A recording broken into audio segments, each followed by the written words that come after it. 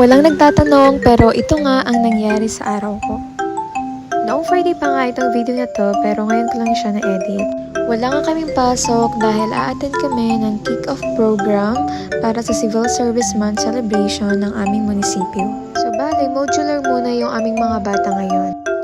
8 AM yung start ng parade pero yun nga hindi na ako nakaabot dahil nagsistart na nung dumating Hindi rin nga nakaabot itong mga kasama ko kaya sabi namin dito na lang kami sa plaza maghihintay. Hindi na nga rin kami nag-decide na mag-join pa sa parade dahil yung among school ay nasa unahan yung pila. Medyo pinagpapawisan na nga kami rito habang nakaupo sa gilid pero what's more kaya kung sumama kami doon sa parade. Habang naghihintay nga ako rito sa gilid ay grabe na amaze ako sa mga height ng mga batang ito kasi ang tatangkad mas malaki pa sa amin.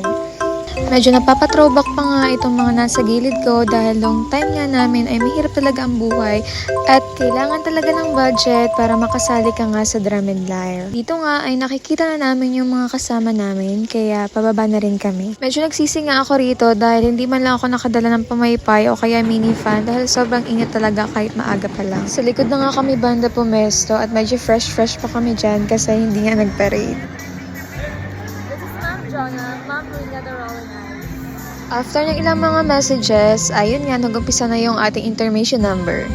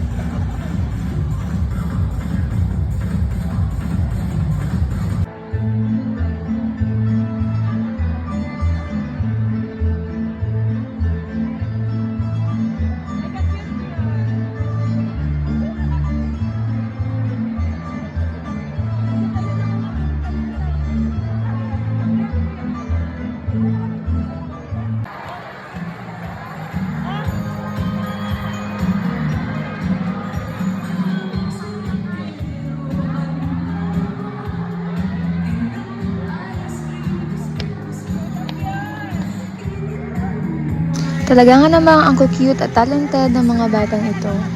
Pagkatapos ng aming morning program ay nagkaroon lang kami ng symposium and after nun ay nag-decide nga kami na dito na kami magla-lunch sa Dangkalan Beach Resort. Napakaganda nga ng view dito at napaka-relaxing dahil malapit lang siya sa dagat. Ito nga yung pangalawang beses na pagpunta ko rito at talaga namang babalik-balikan ko. Pwede ka nga mag-overnight dito dahil meron silang mga available na TP houses. Bale, lahat nga kami ay silog na nga lang yung in-order pero talaga namang busog na busog dahil nga sa mga tawanan. Pagkatapos nga dito ay nagpahinga lang kami saglit at nagbiyahe na rin dahil pabalik na nga kami ng school. Halos kakatapos lang nga namin mag-lunch pero ito nga mga kasama ko ay nagpasya na mag-stop over daw muna kami sa Josefina's Yard para nga mag-order ng take-out ng mga halo-halo. Medyo mainit nga kasi, kaya naman magpapalamig-lamig daw muna sila. Hindi nga ako heavy eater, kaya naman nung kumain kami ng halo-halo ay sobrang busog ko na talaga at hindi ko na siya naubos. After nga namin kumain, itiretso na kami kaagad sa pag-practice ng volleyball, kaya naman pagod na ang mga taong ito. Pero syempre, hindi matatapos ang araw na wala kaming TikTok.